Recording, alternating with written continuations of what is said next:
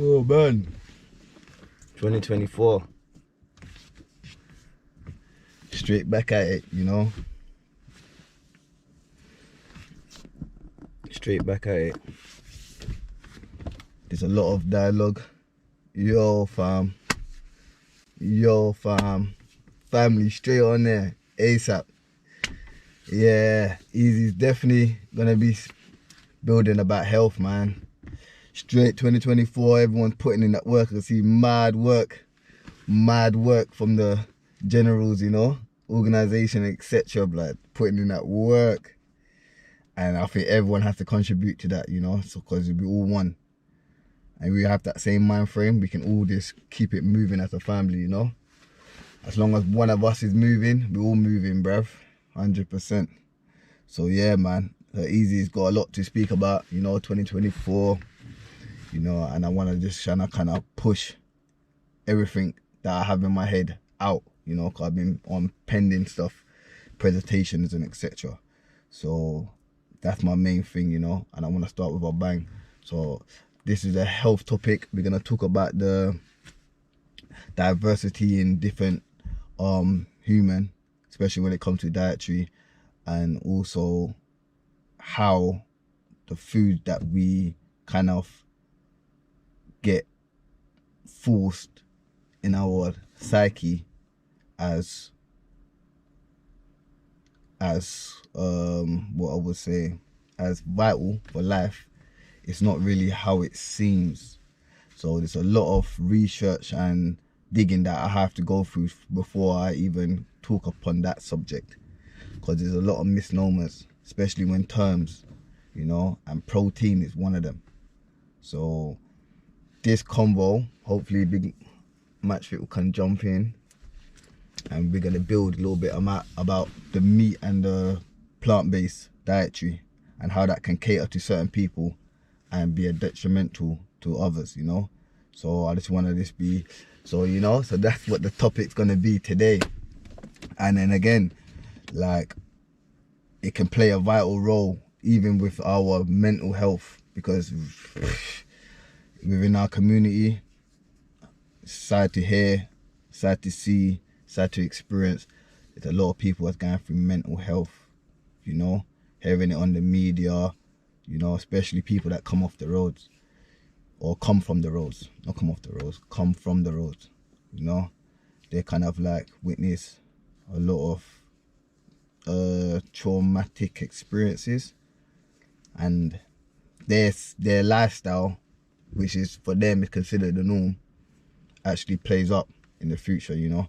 And this is where a lot of people are sadly, you know, falling victim to mental health, you know, into psyche awards and etc. So I'm hoping that this convo could be more of a build more than a debate, but we're going to be talking about certain food, dietary, you know. So I'm going to see if I can just shout Matchfit so you can get on there ASAP.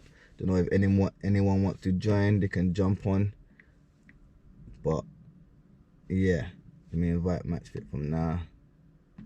And then yeah, so before I start, obviously man's gonna dialogue with a brother that's hopefully gonna jump on, and we can just feed off each other, you know. Because this is what it's about. It's about giving information and hearing other people's perspective for the viewers to come to their own conclusion of what's right or what seems right. And I also stress to always fact check every information, you know. Fact check, source up, you know. And then even look at the sources, because some of the sources could be genderalized, you know. Genderalized meaning being pushed out to suit a narrative, or push out a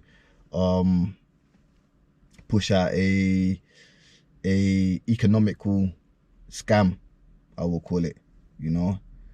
Sell food just to make money, give people crap just to make money. Because even in the plant-based vegan dietary, not all sources of plant-based, well, I won't say plant-based, I say vegan food is good.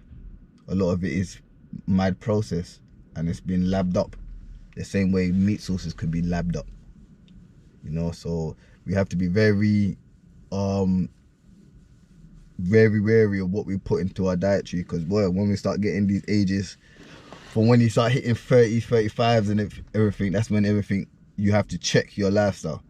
You know, when you're young, you know that your body metabolizes, go through hardship, and it kind of pushes its way through the damage that you've been installing within your health, your body, you know. But when you start hitting a certain age, metabolism starts slowing down, your body and your organs start actually feeling the pressure of your lifestyle.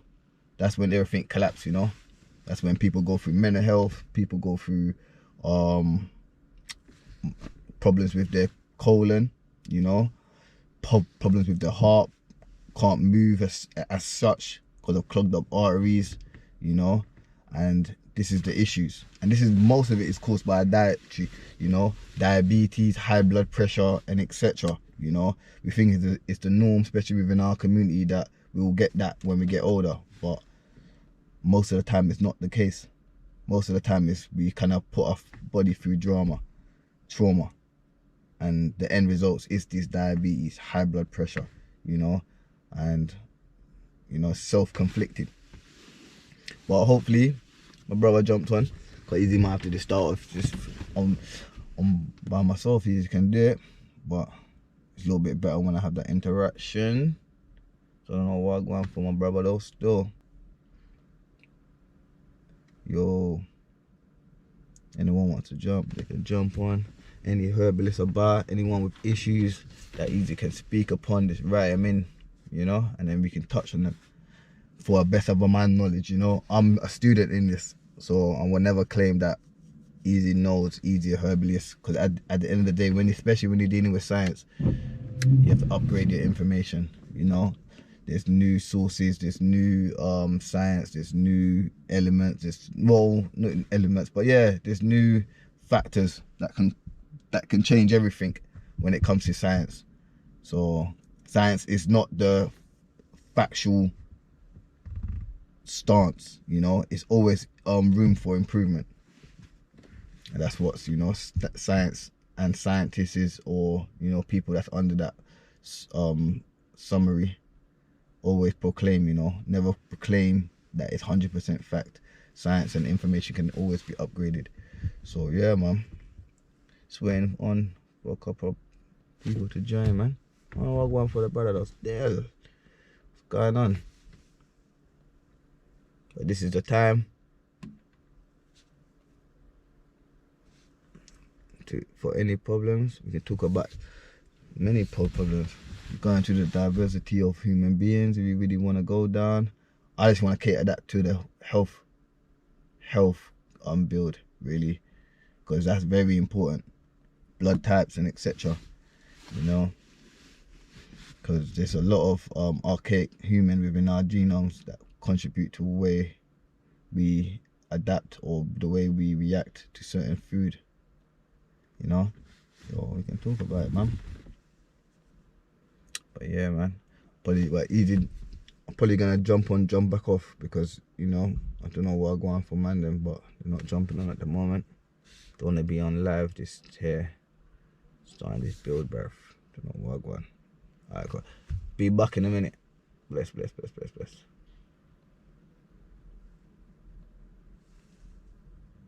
I'm going for mine, bro.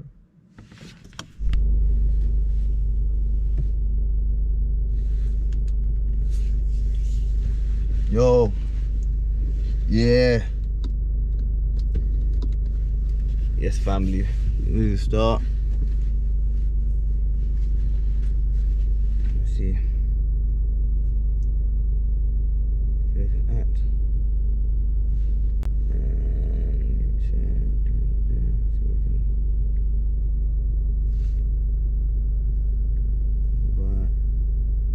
Bing bang. See if people them up. Let me see. Science.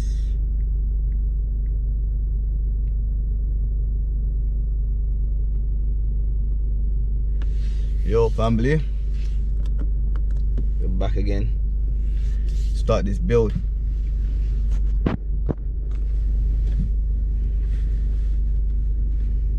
Build should be deep. Get a couple of brothers jumping on this. We can talk a little bit more about this health thing.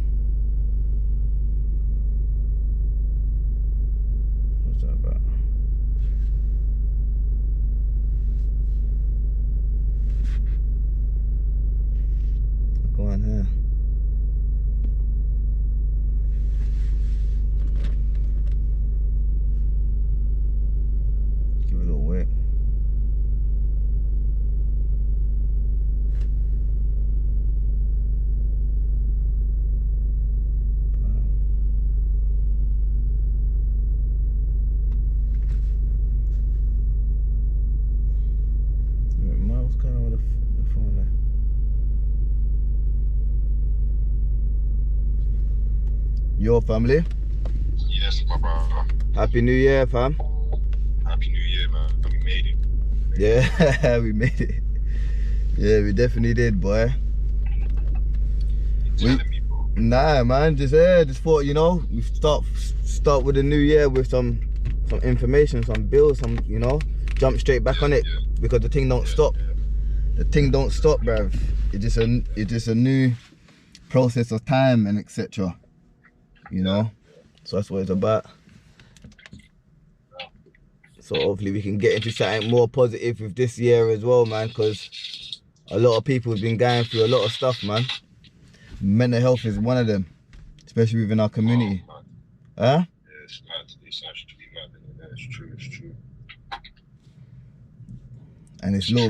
And I think a lot of people don't really have the full understanding about how it plays out, because you know, and how easy it can be triggered in a lot of people. We kind of underestimate it. We kind of abuse ourselves, our body, our temple, to the point where, you know, things like that can occur. And really it's happening to the youth as well. The youth, and when you get to the age of about 30, between 30 to 40, bruv, it seems like that it's like the youth, 20 to 30s, 30s to 40s is the very vulnerable stages of make it or you don't. You know what I mean? And it's crazy, bruv. So I do believe external forces play a big role in it, but I do believe our dietary, how we treat our bodies, play a big role in it as well. It's everything, man. It's everything. We just got a whole toxic reality now, bro. Every aspect is toxic, basically, nowadays. Nothing is healthy anymore. So the worst thing I see the other day, that annoyed me, I see a guy, he made a post, and he says that basically, you see, like, fruit and veg and all plant material, like, within 48 hours of it being harvested, it loses like 40% of its nutrition. Yeah. Do you get what I'm trying to say? Yeah, so I heard that. No matter how nutritious it is, how healthy it is, if you pluck it off the tree now and then wait 2 days to eat it, you've already lost like 40% of the healthy stuff that's in it. Now think about that now, as a plant-based person, I'm trying to eat all the right nutrition, Nothing I eat is fresh. None of that is fresh. That's like minimum. Like, if I'm lucky, that's 5 days old. 5 days ago, the minimum. If I'm lucky, bro, go to the market and them man are telling you it's fresh. Yeah, we just got it shipped in. Yeah, you just got it shipped in. And that got took off the stem like 5 days ago, bro. Yeah, that's a point. You gotta think like naturally we're designed to eat fresh. You done know, Gavin. Yeah, naturally we're designed to eat food that's grown out the ground over there, and I eat that. That's where we're supposed to get our nourishment from. So we're supposed to eat fresh. But even if you're plant-based and you're eating fruit and veg, that shit ain't fresh, bro. That shit's like 5 days old plus. Do you get what I'm trying to say? Yeah, that's a very good point. Yeah, it's a mad thing, bro. So what I'm basically saying is every behavior we've got is basically toxic nowadays. So there's multiple ways that we're not healthy. We need to utilize a lot of tools that we have available. Really, it's a little bit difficult in living over here. You know, it would have been a little bit better if we was in those climates we can actually grow, or when we do go to the markets, we know that they just drove down the road. You know what I mean? So 100%. I think with living in this world, it's like in Americas, you know what I mean? Living this like Western society, I think we just, especially as black people, we just have to use the tools that we have, man. But we just need to just be a little bit more considerate on the tools that we actually are using. because like you said, even if we're getting about 30 or 6 to say 30% has been lost, but by the time that we reach, man, it's better than lying. Don't get me wrong. I'm not saying, oh yeah, there's nothing you can do about it. We still try. Whatever situation you're in, you get the best that you can get in it. Exactly. It's just to say the environment is intrinsically toxic. The lifestyle is even if you're living a perfect lifestyle, it's less than natural. Exactly. It's what I'm getting at. Yeah, 100%. It's mad. Even the lack of vitamin D from the sun is kind of throwing us off, you know. 100. And then even when we think that we're jogging and then keeping up with the cardiovascular health by doing jogs, really we should be jogging on grass, really, innit? The concrete and the cement, the pavement is kind of like causing ripple effects in the future, like osteoarthritis and etc. Because the I would argue that's more the running mechanics of shit. But what you're saying is that what I do agree with about the concrete is that we don't get real running because we're not running on an uneven surface. So we don't train our bodies to be more robust. We should be able to be on different levels and stuff like that. But I think the reason people get bad knees is because their mechanics are shit. Yeah, nah, but when it comes to off-right mechanics and shit, because you know what, with osteoarthritis, that's more of a wear and tear. So, because obviously you got so that's the reason why I kind of bought that. Because if you're running on like concrete, because grass has still got like a surface where it's kind of like you can like your foot can absorb it. You know what I mean? Once you're running on it. With cement, it's this hard layer. So when you're jogging, you're kind of relying on that cushion, that that cushion that's between your joints when you in between the joints of your legs and etc. That's the reason why I threw that in there, because osteoarthritis is more of a rare tear. With arthritis is more of a little bit of a genetic makeup that causes that could be caused, you know.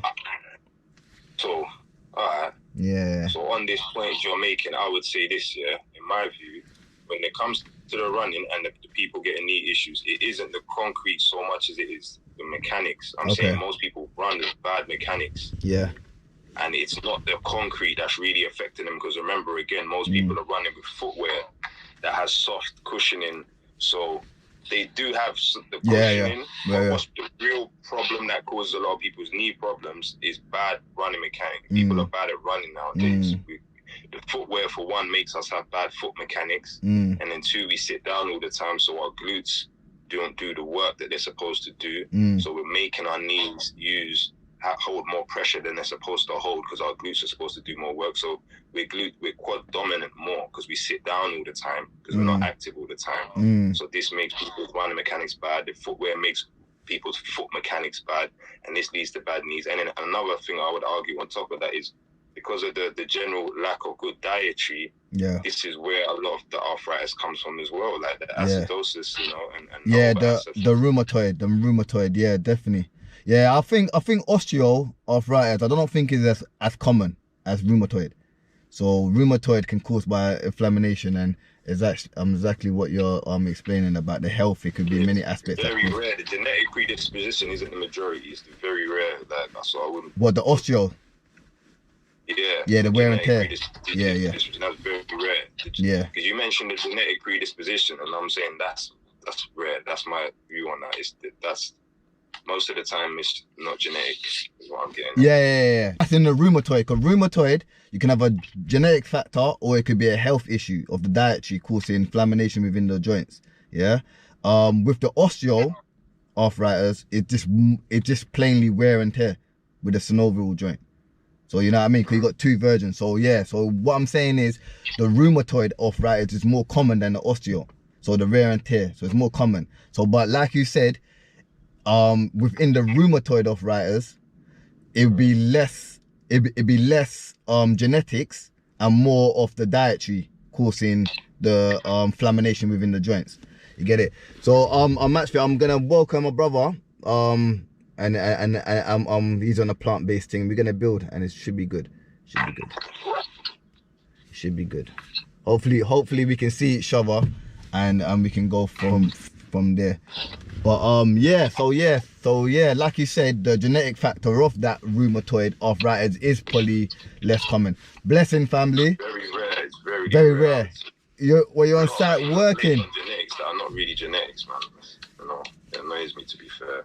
Yeah, but yeah, let my brother introduce himself, because he's first time on my platform and he's at work as well. He can't do too much.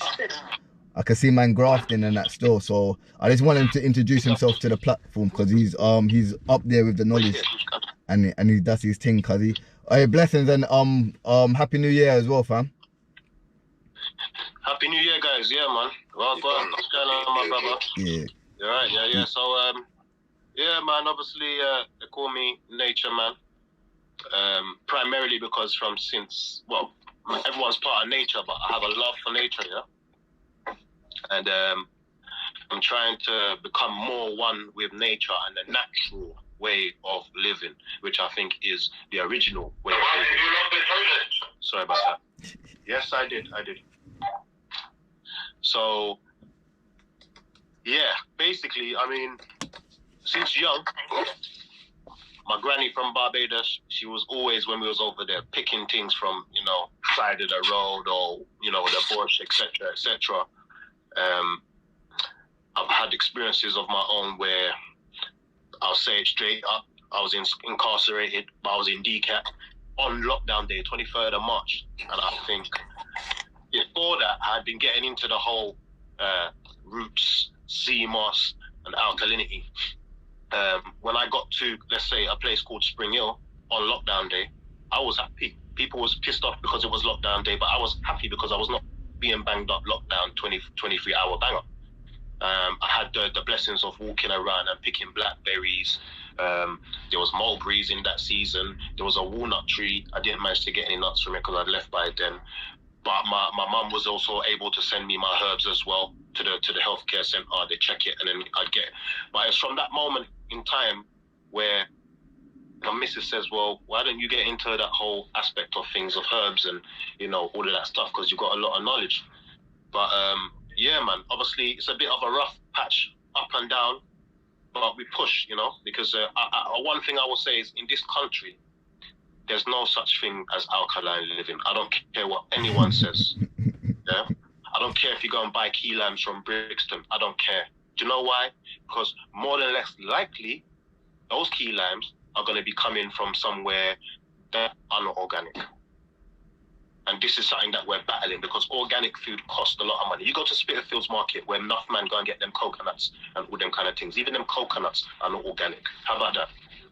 So me right now, where I am as a person, yeah, and the advice that I'm also giving to everybody is to try and get yourself a piece of land, or if not a piece of land, at least a plot in this country where you can start to grow your own foods to look after your stuff, because this thing that I am on is all about self-reliance, not having to depend on the so-called healthcare system and the doctors and all the rest, all the above, the supermarket. I have your number. You understand? Yeah. Going to the shop to go and buy food in plastic. These sort of things. Knowing where our food comes from, how it's being grown, what's been, what organic matter has been used to create a natural environment for it, if it doesn't have a natural one enough. Because there's so much foods that have been crossbred, hybridized, genetically modified, conventionally grown. As Dr. Sadie used to teach, there's something called a PLU number, yeah, that we get on all foods. In the supermarkets, you won't really find it, but you can go on the website and find out how they grow their food. But on market stuff, there's PLU numbers. PLU. Yeah, and they indicate, PLU. They indicate how the food has been grown, whether it's organic, genetically modified, conventionally grown, what country it comes from. What you'll find is... writing that down, bro. PLU, yeah? PLU numbers, yeah. And what you'll find is that most PLU numbers, starting with barcodes, dash that in the bin. Genetically modified. That's what you'll find. Jeez. and then there's others that start with. Don't quote me on this, yeah. But just check it for yourself. They either start with 8 or 5, I think, and they're GM as well. Okay. But once you get the information from the PLU, that give you some informative decision making. You know, because this thing is deep. Mad. This thing is deep. Where we're under attack so much. 1 second. Yes, go ahead. Sorry, guys. I think Valentina is waiting for you in the country. I don't know if she needs to get to the women's toilet to get changed. I knew this was going to happen. Yeah, no worries. No problem. I'm on it. But yeah, so yeah, I'm. Yeah, but it broke up though still. The information to know whether it's something that we would want to do if we had known in the beginning. You know? Because otherwise we're just looking at the front of the packaging and saying, oh yeah, sweet mango something flavor, which is what most people do. Yep. But look at the back of the label. Look at the ingredients. You know? Sorry, was you inside? I apologize. Sorry, guys. You know, I'm going to go up here. It's going to be a bit more quiet for me as well. Everybody's nearly finishing now. It's 2 o'clock. But yeah. Oh, no keys. It's gone. But yeah, what I'm saying is we want informative information of everything we use, eat, consume, whatever, because all the things that we consume go direct to the blood. So if we're using hand soaps, we know that the skin absorbs things and it goes to the bloodstream too. You know, if we can put things on our skin that are not damaging, toxic to the blood, then we should be able to eat those things too. If we can't eat them, we shouldn't be applying them on our skin. There's so many different loops and ways of thinking about it. But this is the issue. This is the issue, man. But yeah, I mean, I've been on this journey since 2017. I've got land in Africa. I come from Ghana and Barbados. And yeah, that's what I'm on. For me, to get to my full optimum health of alkalinity, I can't be here in the UK. Yeah, and when I do manage to achieve growing on that land and getting into a routine where, okay, I've got a house over there and the land is growing food, and I come back to anywhere in Europe or in the world, I don't need no food. I just send my thing in a barrel and done. That's what I'll be on. You know? And when it run out, I'm gone. Go back. But even if it run out and I don't have the food, at least I got the herbs. You know, I think that's the main things. You know, like when you have like a first aid box, or you know, the box in the cupboard that your mum, your parents, or even us, we might have at this age now, where it's like, okay, you got your plasters, you got your cowpole, the old school things that would be in the cupboard basically. Now these cupboards needs to be changed so that we have the bird up there.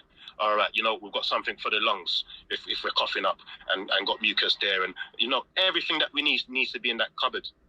And it's not a thing of taking it before, whilst it's happening. It's about taking them before to avoid the inevitable, especially over here in this country where there's no vitamin D, because as soon as the sun goes down, that's when all of us start getting something, because the sun is the one that's keeping us up more than anything. And you can't get no vitamin D from no bloody tablet. I remember being in prison, and during COVID, this was 2020, yeah, the last part of 2020, when they lock us down again. Yeah, I was in Stamford Hill. Do you know what they did in that prison? HMP Stamford Hill, it's a Ican. They came and gave everybody vitamin D tablets. So it goes to show that these people know exactly what they're doing. They give us a synthetic thing just to stabilize us and keep us in a certain thingy, to a certain level of health. 1 second. Yes, Jody. Libri also needs to go to the canteen where he has his bags. I'm here waiting for anybody that needs to come and use it, yeah? We are in the first floor now. I'm here, Jody. But you left all them keys downstairs. No, I've got them. Sorry, I'm a site supervisor, so I'm responsible for a few different things, man. I have to see if I have the key on me now. Yeah, I think you will. He's going downstairs. He'll be downstairs. He's probably downstairs. In your table? Yeah, I believe so. Here, no? No, this is my... I'll go downstairs. You go? Yeah, I'll go downstairs. Okay. Sorry, guys, but yeah, man. If you got anything, raise it. Yeah, 100. If anything, yo, you could be breaking up. Contribution and you know. Yeah. You can hear me still? Yep. Someone said. Yo.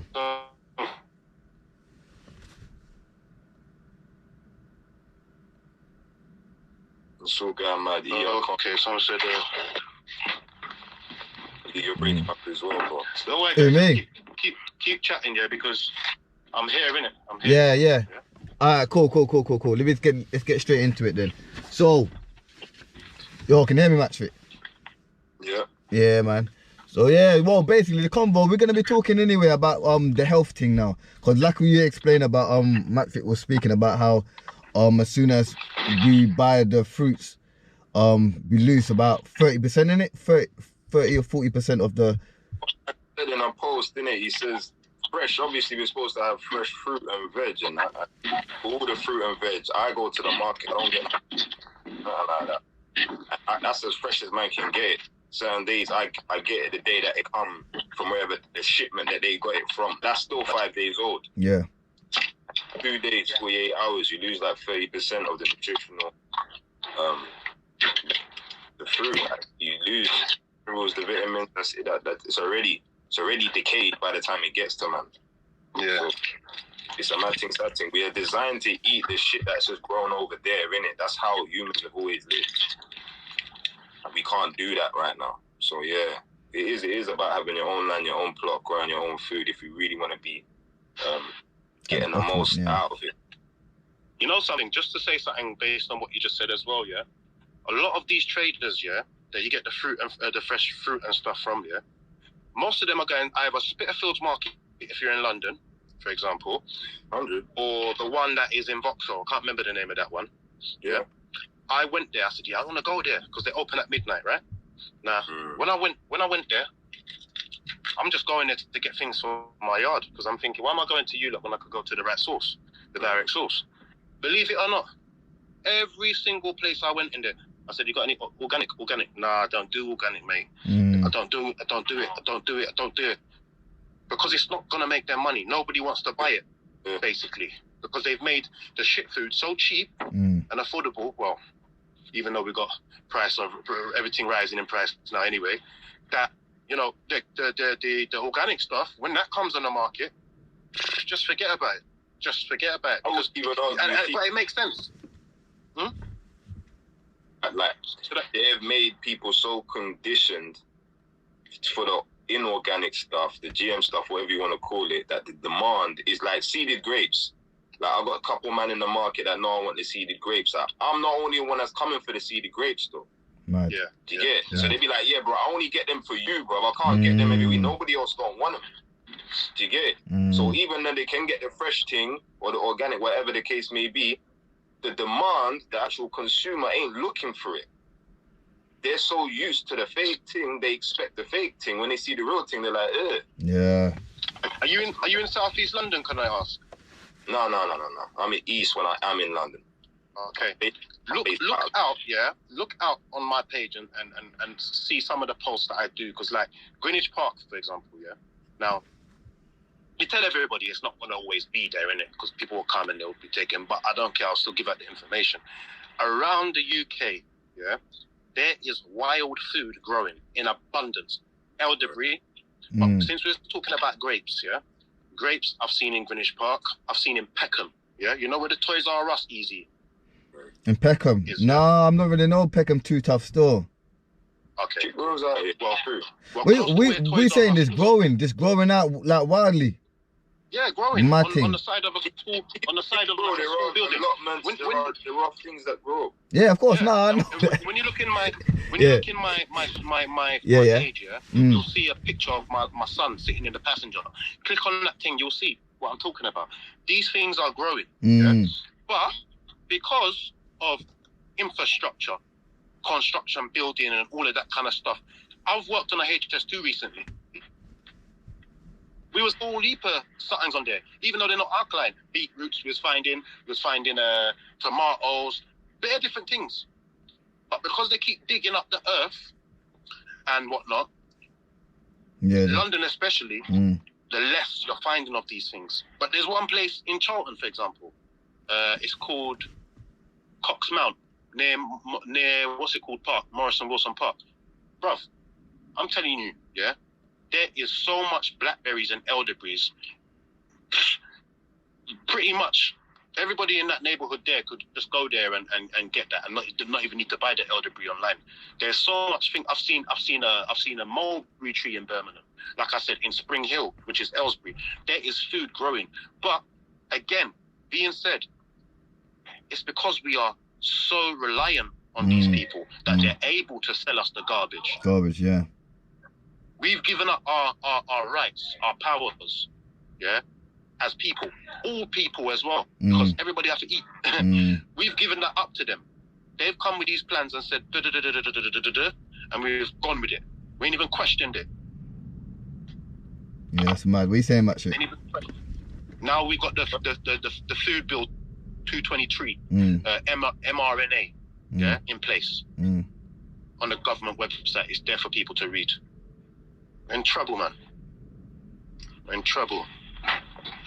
You know, it's so much so that I don't even bother buy fruits as much as I would like to. I just wait for the watermelon season, and then again, and even that, it's hard to get organic watermelon. You ask the man in the shop, they say, "Oh, I don't know, man. I just, and that's it." You know, people just so concerned with the money. I like all of this stuff that we're saying. Yeah, it's true. But it's also is what we were saying earlier, Eazi. It is what it is. We do what you can with what we got. Yeah. Like, so I don't overpreach too much. These are the fundamental facts. But yeah, I just look at these grapes, right? You know what I mean? I just look. My man goes from India. Yeah. You know, Yeah. I just my canary melons. There's not or honeydew melons. There's not much troubling certain things. So melons are melons. Like those are pretty much always seeded. There's not much, it's pretty much what it was. Don't get me wrong, they were selectively bred to be what they are, but they're still kind of natural in a sense. And they, you can get them all different. Apples is apples, like just try to get, try to get. Yeah, 100. I think we're gonna have to. Berries, blueberries. There's no point in treating it like too much, like it's all doom. Is what I'm. We're gonna have to use. We're gonna have to use the tools that we have. Yeah, once we have. Yeah, you definitely have to be aware of things. You know what I mean? Because it's just like a way of because this is what the government does, isn't it? Just give us one form of way to live. That's more of like a indoctrination. So at least with these type of bills, it still gives us a learning process of how we can deal with things, and we can actually be conscious on exactly what we're picking and what we're choosing to put into our dietary. So it's always knowledge is always needed, regardless if we can use the tools or not. And I do believe but then again, even with our paradigm that the tools that we use in our paradigm, there's still even up to some dietary that does cause a major dysfunctional occurrence within our community, like the processed foods, and even up to the red meats and them sauces there. So I do really want to cater more to the fact of what the dietary that we're actually available to us and what we actually utilize. So because at the end of the day, fruit and veg, we already know about GMO. I think we can look a little bit harder with organic, making sure things that are organic when we utilize dietary. But even up to this alkaline dietary is a little bit very more complex than we think. You know what I mean? So we need to understand that there is there is I'm trying to find a word. There is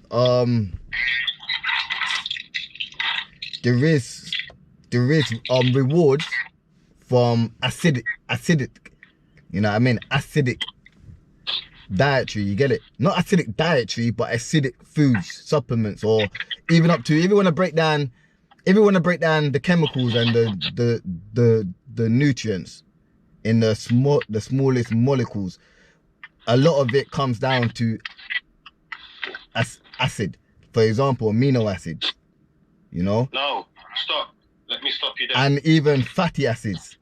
So we got fatty acids that we utilize for our lipids, which is our fats, and then we got amino acids that get broken down to small chains that we utilize to get rebuilt by the cells. So yeah, nature. If you got something to say to that, go on. So you see the amino acids. Yeah.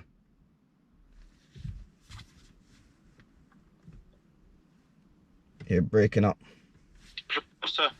Based, not plant. Hold on. Yeah, okay. Yeah, it should work now properly still. Yeah.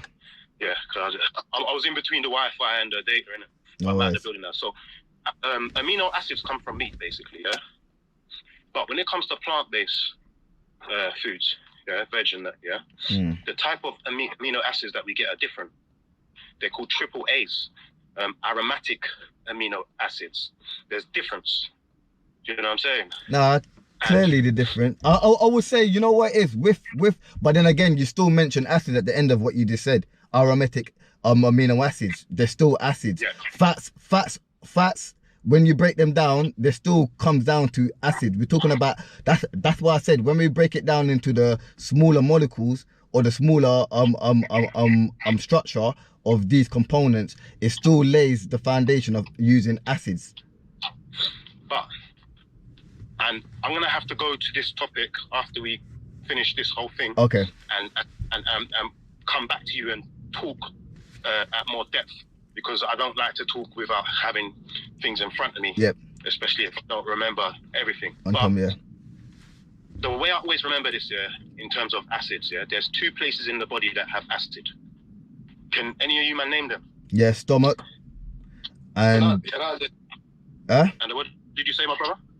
I was just gonna say, you see, with this language, alkaline and acid, is oversimplified when we think alkaline good, acid bad. This is basically what both of you man are saying.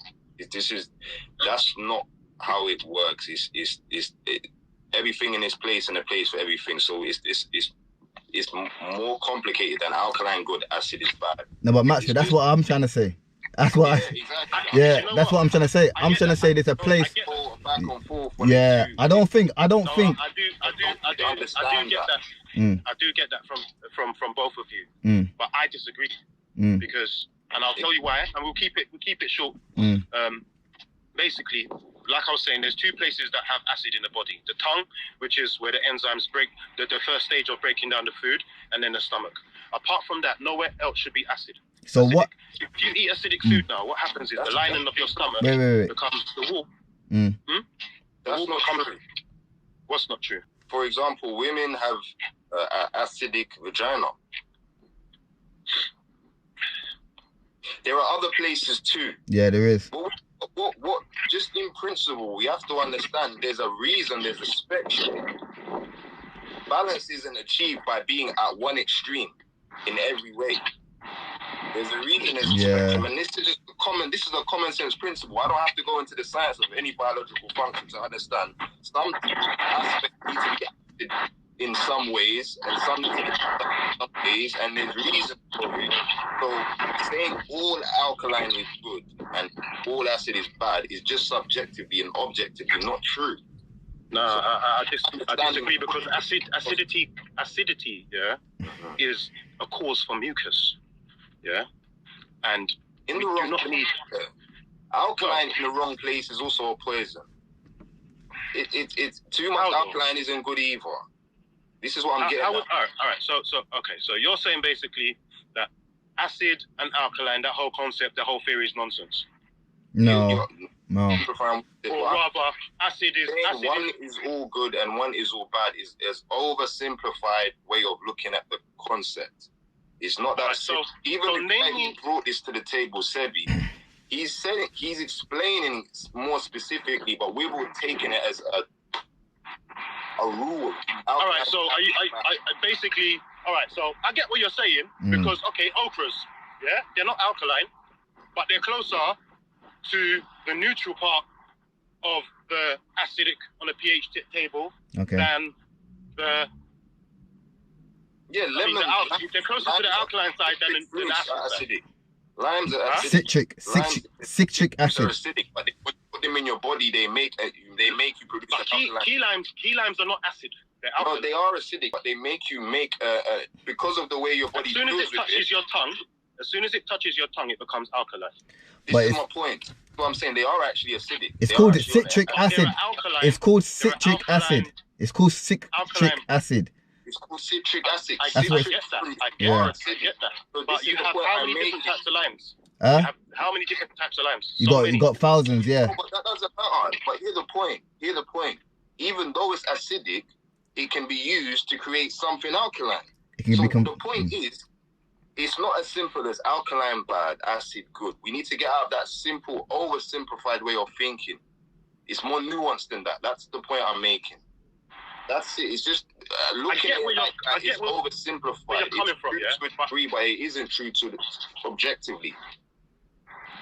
I get where you're coming from, yeah, but like for me, and for what is out there, the knowledge that we have already is that acidic is bad, because when you look at rice, acid. Yep. When you look at cassava, acid. Yep. When you look at potatoes, and they're all fake foods as well, and they all have patent numbers. Yep. So, although yes, okay, I get within reason in terms of what you're saying, the majority outweighs what is that. Yeah, the risk to reward. These are all the foods that are making people sick. Yeah, no, yeah, 100%. I don't think we're like disagreeing in any way, shape, or form. I think we're all agreeing, but we're gonna contribute our way of seeing the same angle. So like you expand on the fact of the rice, everything you're saying, I think we all agree on. I think match fit, what he's saying, we all agree on. I think with your study of how you come to your conclusion, I think everyone come to that same conclusion through different avenues. So now, when you was mentioning about the rice and the thingy, when I look up that, obviously the pH level is acidic, and I kind of look in a little bit. I kind of look in more, because remember the starches, the fiber that's in those is in an environment that is unacceptable from the microbiome. I kind of look into the bacteria more that caters, because for my understanding of health, I cater more to the microbiome more than I would look into the acidic. If my microbiome would not feast of it and produce the protein that's necessary for our body to function in, then we shouldn't put that in our dietary. If the starches that are in like the white rice and the thing isn't resistant starch, if my microbiome can't feed of it and metabolize of it, then we shouldn't put that in within our dietary, because then it will cause a detrimental or a disrupt large intestine. And once you corrupt and dysfunction that large intestines, this is where it gives you a vulnerability in all parts of your body for diseases. Well, in saying that about the diseases, the mucous membrane, once that's compromised, then you're open to all diseases too. What compromises the mucous membrane? Acidity. Yeah. So therefore, acid is bad. Yeah. No, we're not disagreeing with that. But what I'm saying is, when we're looking, the reason why I'm touching it again is because it brings you back to the foundation of health. Yeah. Through alkaline foods. Yeah. And not only the foods, alkaline herbs. So it's like, okay, a man might say to me, oh, but you know what, I use turmeric, yeah, and it helped with such and such. And I'll be like, okay, it might help with such and such, but now you're compromising your kidney. Yeah. Yeah. in terms of dialysis and many other things. Not only that, it carries lead because it's not real food. Yeah, it's a hybrid and it's acidic. Yeah, hybrid. You know. Yeah. And this is the problem we're having. Although, okay, cool, I get the points that we're making. The best going forward strategic plan, which is not possible, as I've accepted, in this country especially, is to alkaline your body as much as possible, because that is giving you the protection along with the alkaline herbs and foods. You know, if we eat anything above, anything different to that, it's going to add to it. There's no sun, that's going to add to it. You know, all these different factors are going to compromise health. And I think that's why Sabi, for example, would teach that way, because although he would eat fish every now and then, in his earlier days he was going mad with it and all these meats. So he was he still eating fish when he was when he was in his alkaline diet? Maybe. But why? But at least he knows. No, but why would he do that though? He's not, because he's not going to tell you, oh, yeah, I eat fish, and be trying to tell you this is what you need to do so you can cure your cancer. You know what I'm saying? Because then you're going to think it's all right to do that. So he just gives you the foundation in terms of what you need to do going forward, and then tries to give you the advice that you need on top of it. Facts. You know, because nobody's perfect, innit? But it's all about working towards perfection. You know. Wait 1 second. We got a powerful team right here, right now, though. I must say. My battery's freaking 20%.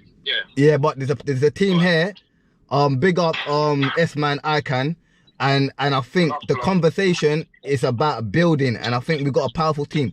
I would love to have this type of conversation on a regular, because right now, that's what we're gonna do. I like it. Right now, we have hitters right now. Match Fit, salute to you. I don't know why, but salute to you. You're a hitter, bro. That's why I shout at you, and I'm so glad that Nature Man joined in. Bruv, that's a salute. S-Man, Ican, salute to my brother. Team, yeah, big up, man. Listen, I've followed every brother that all the brothers ain't been following already. I've followed you as well, yeah. Mad. So yeah. So yeah. I don't know if S-Man Ican has been listening. We're talking about alkaline and acidic. We're trying to go into the smaller molecules as well to understand, but we know the foundation and the fundamental factor that we shouldn't be putting anything as acidic, that unless it can get converted, unless it can get converted into our dietary for our progression within our tool that we use as our body. What do you think? No, man, I'm with it, I think we have to specify sometimes, because, you know, when people say acid, we have to take into consideration that, like you're saying, the conversion from like a lemon, once added to a water, it will alkalize the water. So as long as we're specific on the details, because, you know, that's where the devil lies, I'm with it all, man. But let me touch back on that. Go on. I want to direct this, because this is linked to everything that's being said here, and it's linked back to what we was going back and forth with a second ago, and linked back to what me and you was going back and forth with before, a long time ago, Eazi. Like, when I'm saying this alkaline acid thing, we have to understand that living things, it's all about balance. And it's all about you in balance. Like in Egypt, in ancient Egypt, Kemet, they had this philosophy. And they said that nothing is intrinsically a poison. Nothing is intrinsically a medicine. It is the dose. It is the dose that makes it a poison or a medicine. It's how you use it. It's not the thing itself. So, fair. Boy, I agree with that, boy. I'm gonna go, bro. Nature, bro. You just mentioned... Nature man. Nature man. I agree, yeah, with what you've just said, yeah, in terms of the dose. With that being said, yeah, if you're using an alkaline herb, yeah, that is very powerful, and you overdose on it and it can kill you, it wouldn't be a smart idea to do that, yeah? Of course. But if you're messing with, say, something that is not alkaline, yeah, and it can kill you, you're not going to do that either, yeah? But what people are doing is because what people are doing is, say for example, the fluoride. I was talking with a dentist the other day, 'cause I've got a couple of dentists in the family, yeah, about the fluoride, and there's a level that they use, yeah, to basically help with the teeth in some type of way. But if a child swallows 2-3 packets of toothpaste, they're dead. I'm with you. So why do wait, let me finish. So why do I want to use that product, yeah, even if I'm just washing my mouth and spitting it, if I know that this thing is poison?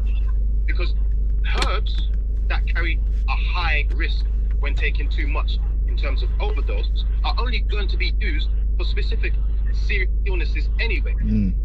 But the fluoride, for example, in brushing teeth every day, as we know, probably all in here, there is non-fluoride toothpaste, and there's many different ways on how to, cleanse your oral health.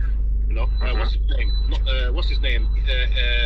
Ican, Eat to Live to Die. He sells a product that is to do with the oral health. Coconut oil.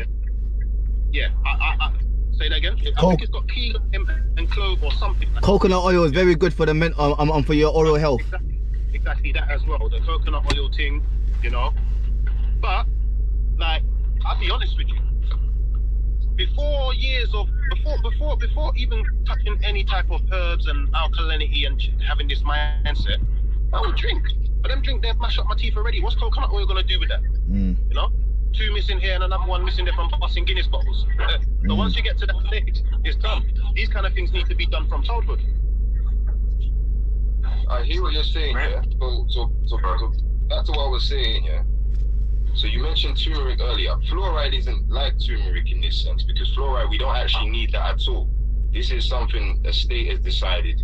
They've decided that that's how we're gonna deal with fixing people, and they've decided this is good for. This is just their decision. It's got nothing to do with an actual need, right? But you mentioned that someone using turmeric, it helped them heal from something. So and a knock-on effect. Sorry? It had a knock-on effect.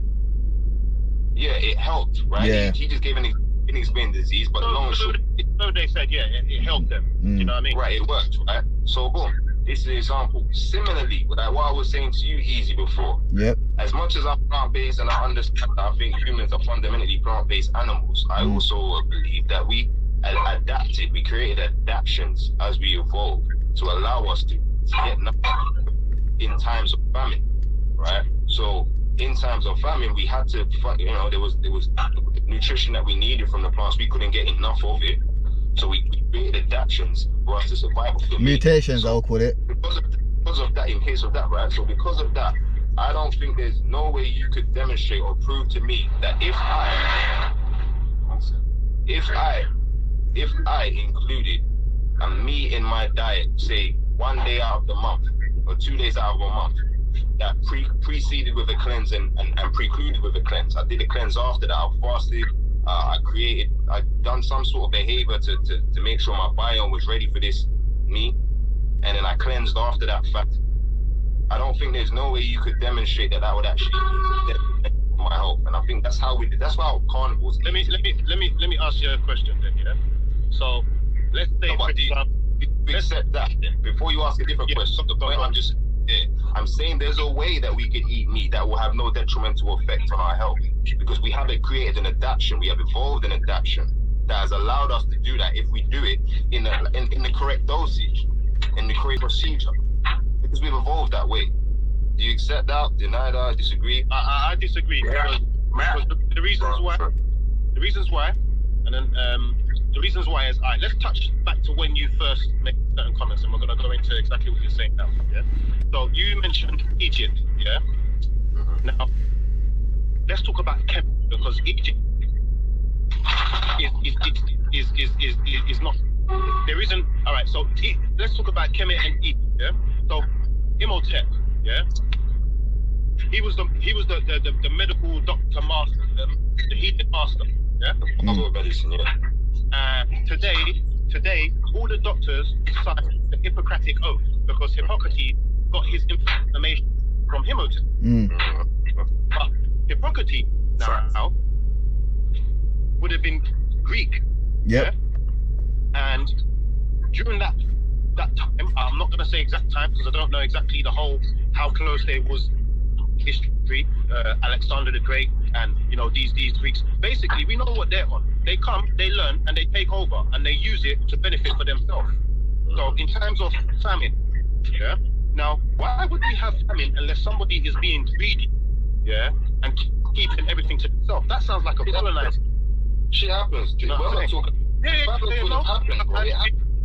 And I'm coming on to saying that one thing we do as a people, yeah, we always think about history, but we never discuss the history of food. And I think that that's very important, because once you manipulate the genealogy of a product, it's no longer the same. What do you mean by manipulate? But hybrid. Yeah. Yeah, but what? Things are hybrid, but you can be manipulated. So is that what you mean, a hybrid? Say that again. He's talking about turmeric. He's talking about the hybridization within turmeric. I'm talking about all man-made hybrids. Man-made. All right, but there's hybrids and there's selective breeding. Like this Natural. banana that we have nowadays, that isn't a hybrid. Say that again. It's a hybrid. Bread. Say that again. Bananas that we have, these big bananas, is Cavendish banana. Yeah. That's not a hybrid. That's not a cross between two different species to make a new species. That's more GMO though. It's not GMO either. That's genetically modified. Isn't the same thing either. There's three. It doesn't have things. seeds in there, bro. There's three Right, different. you've got hybrid and you got GM. It's two different things. Yeah. And then there's selective breeding. So there's three different things. There's Right, so selective hybridization, yeah? People are referring to hybridization, two forms of hybridization, natural and unnatural. Yeah. I think Say that again? Natural and unnatural. Selective breeding that you're talking about, right? No, but selective breeding isn't hybridization. A hybrid is when you mix two different things You've got together. two different plants, you buy them together, yeah? Right. That is completely different to selective breeding. So what's selective breeding? I never mentioned selective breeding. I am. This Yeah. is the point I'm making. Yeah. Some things are described. This is what happens in the language nowadays. People describe certain things as hybrids that are not hybrids. The example I gave is the Cavendish banana. I get that, yeah. The Cavendish banana, the one that we say is not the real banana. We say the little finger bananas are the real banana. People say this big banana is a hybrid. Sparrow bananas, frog banana. There's thousands of bananas, 500s or something. Right. Yeah, but the point I'm making is people say this Cavendish banana is a hybrid. And I'm saying that's a misnomer. It's not a hybrid. It was selectively bred. Does it grow in the wild? No. Oh, please understand what I'm saying. I'm asking you, No, but we're not even understanding what I'm saying. You're answering a new question. Because you said the cabbages banana, banana, yeah? Is that what you're saying? Yeah. Does it It's grow in the not wild? a hybrid. It Does was it grow in the- selective bred. So nature didn't make that. No. Man came along and bred characteristics, kept breeding a generation after generation of certain characteristics. That's not natural then. But bro, please. Yeah, one second. Everyone, let's let everyone speak at a time. Go on. Yeah. I'm not talking about whether it's natural or unnatural. There's three things, right? Hybridization. This is mixing two different species together. There's GMO. This is actually going in and modifying the genes to create a whole new species. Yeah. And there's selective breeding. This is breeding in specific characteristics into the same species. These are three different things. Is the selective breeding the conventionally grown stuff that you're talking about then? Yo, The excuse me, do you mind, yeah? example I gave is the banana, the common banana. Nature didn't make it like that.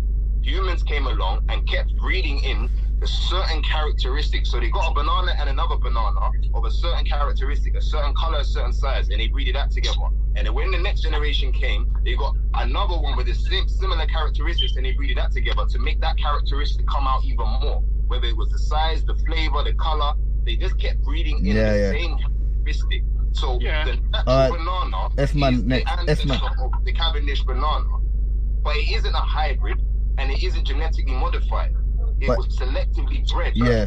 But that's a form of hybridization. No, it isn't. Sorry, yeah. Hybridization is a different thing. This One is what second. I'm Go My on. brothers, sorry. My brothers. One second. Go on. Do your thing. Let me just add this one thing really quick here, because I think this is the kind of things here. These things here is like how we can end up stagnating, because you two are both actually saying the same thing, to be fair. If you take a plant and change its location, you are genetically modifying its genome. If you say, all right, cool, these two, because if I see that there's a particular road it's going down, and I alter the course in which it starts growing, I'm genetically modifying the genome. You're wrong. It's not the same. If you look at the sorry, brother. If you look at the definition, Wait, one second. Someone look up the definition. One second. Of what GMO means. Well, genetically modified. So the genes, you're modifying the genes. Yeah. So that's what I'm saying. It doesn't mean. But this is what I'm saying. People have been doing that. But this is what I'm saying. This is where the misnomer comes in, because people have been doing GMOs before there was ever labs. My brothers, when you do gene splicing, which you can do just by putting two seeds together, yeah, you are genetically modifying. Now wait one second. One second. I know you, my bro. That goes to what your point is, my brother. Yeah. Sorry, what's your name? I don't want to Nature Man. H. Or H. Match with H. Right. So H, yeah, like that goes on to what you're saying, yeah. And I feel that. However, all I'm saying is, even when I take a plant, even if I don't add it to another plant, if I say I want this plant to be taller than the rest of this pear, say, I'm modifying its genome to represent that what I want. Now, again, if we look up, unless someone looks up the definition, all we're gonna do is have opinions, my brother. Go and speak. We have to be practical with language, especially when we're having these discussions. There's no point in using these words if we're just going to say, well, this is the same as that. So again, that's why we need the definition. You're right. So I'm using the definite terms in terms of the way these terms were developed. I didn't make these terms up. You didn't make these terms up. These are terms that pre-existed before this conversation. And what I'm selective breeding describes a particular process. Genetic modification, GMO, describes a particular process, and hybridism describes a particular process. Yeah, we need to be able to identify. That's it. Let's move on from it, because this is wait 1 sec. I'm not trying to debate or nothing. It's not one of them things. Yeah. I just want to add on to what you're saying, brother, yeah? Because it's the same as when we talk about, I'll give you an example, yeah, not to go too far, yeah, but you see those say stuff like, all right, cool, you've got transduction, you've got transduction, which is a form of passing on DNA, yeah? So that's a form of epigenetics. However, it's not different from epigenetics. It's just a category within the epigenetic science. So I'm saying that to say, although you can specify these things to be more definitive, I'm not saying that you're wrong. I'm just saying that even genetic selection it falls under GMO. This is the point. And I'm saying, like I said, Eazi, just to quickly wrap it up, if anyone could just read on any Google or dictionary what the definition of GMO is, you'll see that I'm telling you the truth, bro. Yeah. All right. Matchfit and S-Man, wait, chill. Matchfit, S-Man, chill. Let thingy speak, and then we're gonna move on. I don't want to. Okay. But it was, yeah, we didn't finish in terms of like the last bit of your conversation. So, for example, like I think you said something about basically something that is not, let's say, that good. How was it? It was basically like we was talking about the acid and alkaline thing, yeah. And basically, the last point you made. Hey, me. I started somewhere and I was trying to work my way back to basically what we was talking about. The Egyptians. Like, so, all right, we was talking about acid and alkaline. Let me make this last point. So, if I've got, for example, this is just an example. I've got, let's say right. So, if I have I'm going to use, let's say I chop off my arm, yeah? I put it in the corner, yeah, in no fridge, yeah, it's gonna deteriorate. Same as a chicken, a cow, a leg of lamb, all of that kind of stuff. If I put it in the freezer, it slows down the deterioration, yeah. Now, along with that, I'm pumping. If I pump iron in my body, that creates lactic acid, yeah. So they teach in terms of training. If a people's getting killed, yeah, and they're straining, they're releasing lactic acid. Okay. Yeah. Now, if for example, I'm going and I'm training and taking that cow's milk, yeah, and it's got other lactic acid inside of it, yeah, which is full of all different types of hormones, yeah. That's to feed a baby calf, and I'm drinking that when I'm going to the gym, yeah, because this concept of I need carbs, yeah, and I also need protein. After a while, that stuff is going to have an effect on you. If you check your gym trainers, the people that have been in the gym years and years and years and years, they tell you, you know what, I used to take the supplements, I used to take these milk whey protein and all this kind of stuff, and it has an effect on me over a long period of use, yeah? Let's say now, all right, I decide not to use that stuff, and I'm using just strictly alkaline herbs, yeah? Are not acidic at all. I'm not gonna get no repercussions from that apart from blessings. Facts. For when we're giving advice, no matter how we're living behind the scenes, when we're giving advice, the best advice is to give the truth and the knowledge that is going to help people to succeed in what they're trying to achieve. Gunshot.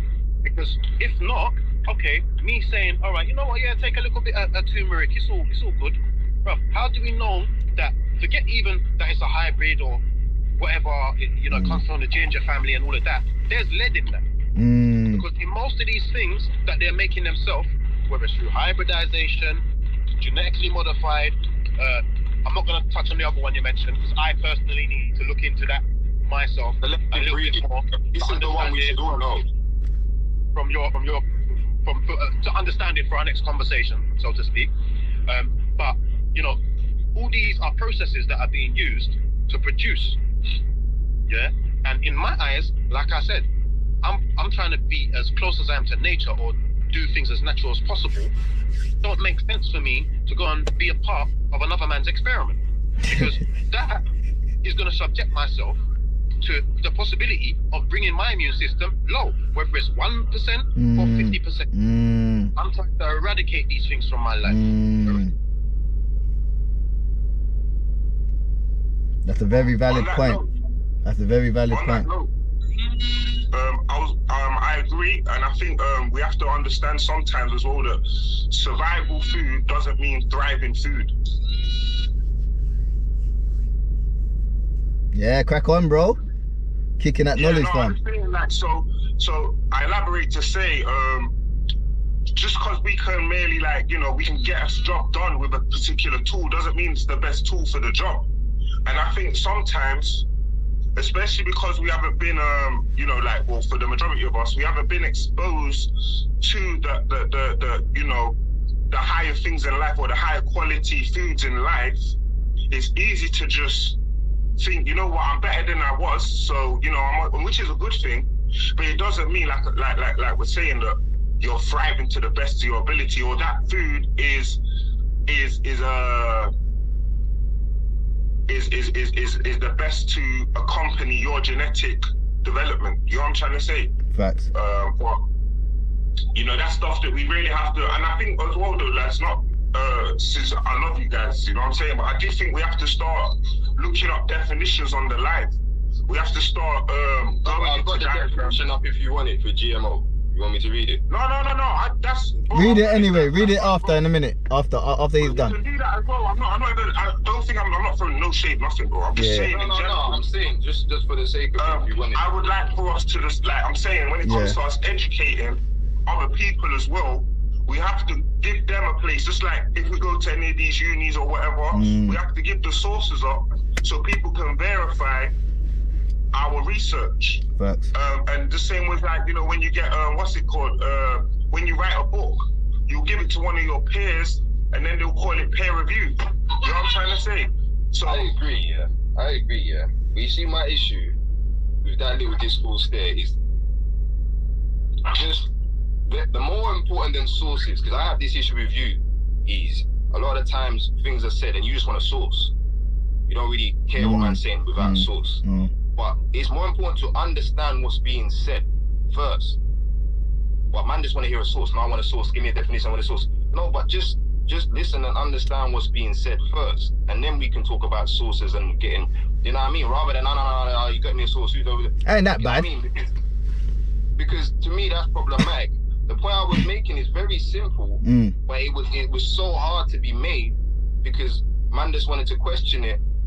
And man just wanted a source or a definition, but it's really simple. Do you get what I mean? And if we just take the time to understand what man is saying before any questions. Now, but remember, let me say that before anything, yeah, this convo wasn't planned. You know what I mean? And I think obviously, even when they're planned, it happens, bro. Yeah, yeah, of course. Many times. Yeah, but what I'm trying to say is, bro, is like even within that, it still was a teaching tool, and I think we kind of handle it good, but we can always improve. So it's good. It's good to have this, but I do want people to just have their little section to speak, and then we can move on. But then I don't want people to stay in that same subject for too long as well. I get that, but I feel that that's stagnant. Why? That's stagnant because I think that is a pertinent point. When we're talking about dietary here, we're talking about what's natural, what's not natural. We're talking about alkaline and acidity. If we do not understand these three processes that we've gotten to this point with, I think to me it's pertinent that we understand that there are these three processes that we're getting this food that we're talking about, and we understand the difference between the three. It's a pertinent point. But because of the back and forth, we're like, you know what, let's change the subject because man are not getting along. No, I didn't think that we need to change the subject. Your point, you stated your point. So that point was stated. But it wasn't well, what? Yeah, no. Maybe to my nature, man, he didn't. You know what I mean? I never said I didn't understand what you're saying. I'm hearing it, and I'm saying that but everyone was shouting. You get where I'm coming from.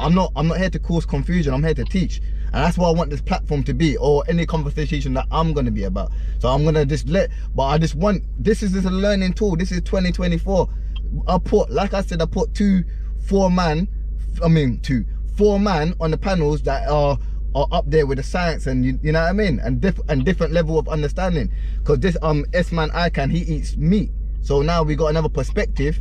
You know what I mean, and then we can come with a better. This is a teaching tool. This is not a debate thing. This Eazi channel. I don't want to debate. So all I'm trying to say is, obviously, if one man don't understand, make your point clear about selective, and even break it down. And then once you make that, yeah, that's fine. Once you make that statement, no. We got, bruv, to tell you the truth, it's like I said, it's the first. So I don't think everyone was going back and forth.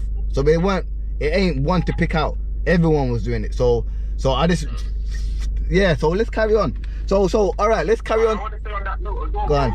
But remember my question earlier. So my question then, remember, because my question never got answered. Yeah. My man went to the Eazi thing. The point I made. Yeah. Like even the point you made there misses the point that I made. Go on. I said there's a way to eat meat. Yeah. That didn't mean about eating it every day. You just described a scenario where like, a person takes in the habit and does it every day. It's not necessarily the best way to live forever. I didn't say do it forever. Yeah. I said if I was somebody who once a month, yeah, I done something that prepared my belly for it, ate the meat, and then done something to cleanse my body of it, thereby utilizing the benefits of it, minimizing the damage of it, I can see no detrimental effect to my health in living that way. And I say this not just because I can scientifically explain why that can be the case, but because I'm saying that's how we evolve. We evolve to be able to do that, go through time periods where we have to get sustenance from meat. And in that time period, we will eat like a carnivore does. You'll only eat meat because there was nothing else. And because it's not good to actually mix meat with veg and all this type of thing. That's actually bad for your belly. If you only give it the meat, right, you give it a chance to deal with that meat, get the nutrition you need because you're going through a fucking drought. There's nothing else. And then you cleanse after that. So this isn't eating meat every day. Can I have an answer to that? Opposite of eating I would like meat to answer that. right? And then you cleanse after that, right? This way here, go on, like you're saying, what's bad about it? What Okay, so what could occur? This is my answer to it. So what could occur to you put in a source of violation into your dietary for that one period of time, even when you have the herbs to cleanse it and you're gonna go through a detox afterwards? It only takes one time to catch mental health, bro. It takes one time to catch cancer. Wait, you get my point? It just takes that one time to catch cancer. It can take, so what I'm trying to say is, if you create an environment that is alkaline and then you put something foreign, yeah, then it could take that trigger, that genetic trigger, that marker that can either offset what you call oxidative stress, or you get where I'm coming from. So it just take that one time. So I think you have a good stance to stand on, you know what I mean? But it just takes one time for you to just lose your mind or lose your body. So that's the answer to your question. What do you say, Sman? That's the case of anything, but in that type of situation, you're just not robust, and anything can go wrong at any time. There's nothing you can do in that reality. That's life, yeah. There's nothing in that reality. Yeah. I'm saying the human body is designed to deal with certain situations of stress. I'm saying the detoxing period after and even before, and preparing your body for that meat and that time period before, your body we've evolved processes that our body will understand that, this is what I've got to work with right now. Provided that this process doesn't go on for too long, it's going to go into autophagy. The damage is done. It's going to eat those damaged cells, those weakened cells. It's going to replace them with healthier cells. It will recover, bro. It's designed to do that, is what I'm getting. Your body is designed to utilize what it can out. Yeah. The problem is when you keep doing it. Yeah. That's when the madness comes. It's the same with any trauma, right? Mental, psychological trauma, a mad thing can happen. But as long as before that you was in a good place, and after that you deal with the trauma some happy way, as a human you will be fine. Yeah. You will be fine. We're built to deal with fuckery, bro. Life is hard, bro. I'll agree, yeah. Everything is about recovery. Even getting stronger, it's about recovering. It isn't that everything's perfect all the time. That don't exist. There don't exist perfect all the time. That don't exist, bro. Our body is designed to ebb and flow. Nature is designed to ebb and flow. Go with the wave. So this idea that it's perfect all the time and you put in one stone, one wrong turn, that's it, you're fucked now. That's not true, bro. No. I wouldn't say it's not true. It can happen. It's a possibility. Of course it can. It's a possibility. That's always true. Yeah. In any regard, no matter what you do. Yeah. So to me, it's a pointless point. Because of course it can happen, but anything can happen. You can't win in that kind of reality. Yeah, of course, it can happen. Yeah. But then again, you have categorized categories of dietary. You even got a category of conscious eater. You just kind of explained and expound on the understanding of conscious eater, being conscious of what you're putting into your body and knowing the risk to reward ratio, and then having a counter attack. That's a conscious eater. They will live better than a non-conscious eater. So yeah, you have categories, 100%. So that category is going to be living better and living longer and living stronger. You get it? But what I'm saying is, yeah. But when we deal with genetics now, yeah, we know, because you're saying about adaptation. We know that our body can take sources and fight against them. We know that, yeah, we know that. But when I look, me dealing with science as much as I kind of look at the dietary that the risk and reward ratio. If the risk and reward the risk outweigh the rewards, then we need to put that in consideration as well. So what I'm saying, with meat source, it can provide you a protein that and the bioavailability that can gain into muscle structure. But providing that source and that availability with that highest content has a ripple effect. And this is my point. That's one of my points. But before you rebuttal that, let Sman expand on that. But that's my position. Go on, next one. Sorry, I was just dealing with my son. What did you say? Now we're just talking about the risk and reward of eating meat and being a conscious eater, instead of being a continuous meat eater. You know what I mean? Conscious eater to non-conscious, and the veganism. Or not veganism, the plant-based. Yeah, I think, like I was saying earlier, I think that, you know, I think we are gonna thrive more off of plant-based, and I don't think anyone's actually arguing that. But I definitely agree with this. 1 second, son. Can you wait for me? I definitely agree when Brother H says that we are a species that are made to deal with chaos, you know. And I do think that if we learn how to tune into these different states of being to control the detrimental effects, I do think that we can recover a lot quicker and things of that nature. However, though, going back to my point, the risk versus reward ratio definitely, it far exceeds when you're a vegan, you know? Like, there isn't no one, I don't think that, but then you also have people that grow a intolerance because they eat too much of one thing. So I think it's a very complex thing, and we definitely do need to exhaust all angles of this situation to get a comprehensive understanding. However, when it comes to the eating meat thing, I just think that when it comes to your psychology, if you're in a survival mindset, it will definitely help. But if we want to reach higher states of consciousness, we have to eat higher frequency food, and it's just maths. You know what I'm trying to say? And everything is living off the sun, whether we like it or not. Everything, either directly or indirectly, is here because of the sun. And so the more directly the food is eaten from the sun, like plants are eating directly from the sun, I believe you will be restored with more life benefits. That doesn't mean that there aren't poisonous plants. That doesn't mean that there aren't healthy meat options, or not healthy, but less detrimental meat options. But, you know, like, I have people that are allergic to fish, even though we hear that fish is one of the best types of meat and is very high in protein. What if you're allergic? So we can't just have one size fits all, I think. I think we have to be very sensitive to our people, or people in general, when it comes to just saying what's right for them. Agreed, because what I'm trying to say is we need to get away from the absolutism.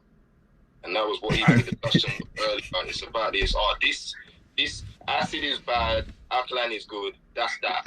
Like, this way of thinking means we're not really paying attention, and we don't want to see the nuances that are in everything, right?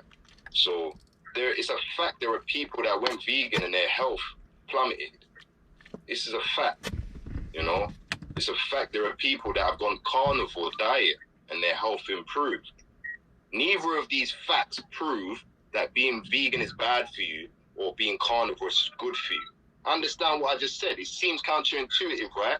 But this is what I mean about being absolutist. If you're absolutist, I can't say the statements I just said.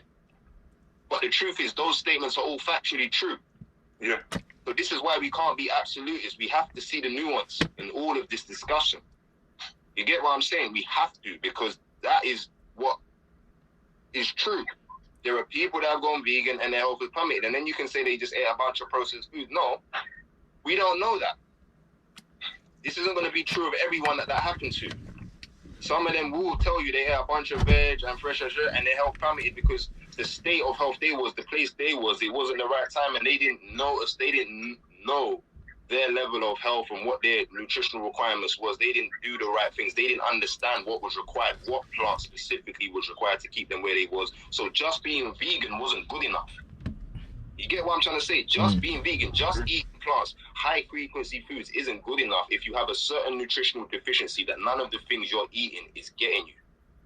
And this is why the meat can be good, because it's not just bioavailability of protein. When this subject came up to you, Eazi, I was just talking about it. You even, I saw your other post, you mentioned like I was pushing this. I wasn't pushing it. I wanted to discuss this topic. I thought you had heard about it. And I was like, right, you've never heard about this. Right? There's people that, you know, are carnivore that. That is just one strand of the argument. It's a myth to say the only thing you get out of meat is protein. That is not true. No one said that, though. No one said that.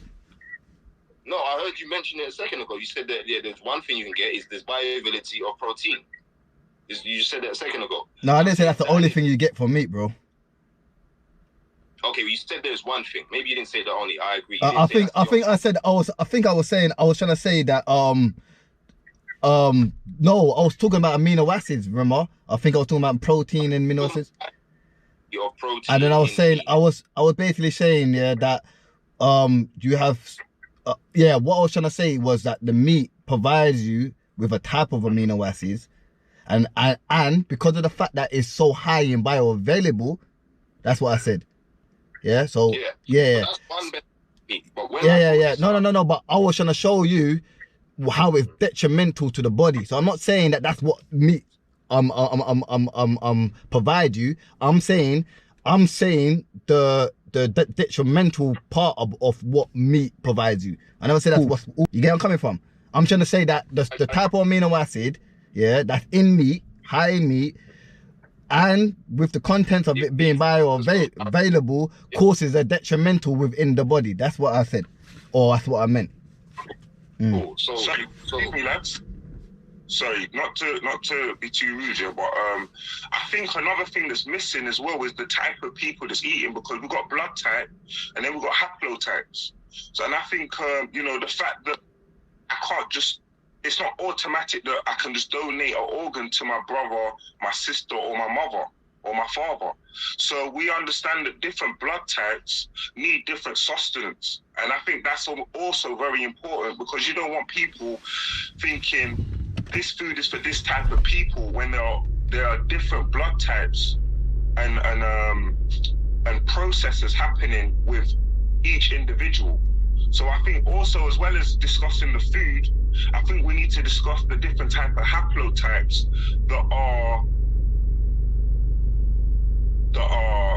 that will be more appreciative. I'm with you. I hear you though. It is important. Everyone is a bit different. But just to the point I was trying to make, right? There is more than just protein in meat. This is something I hear a lot of people say in the conscious community, like, oh, this is the only thing I was forgetting bigs.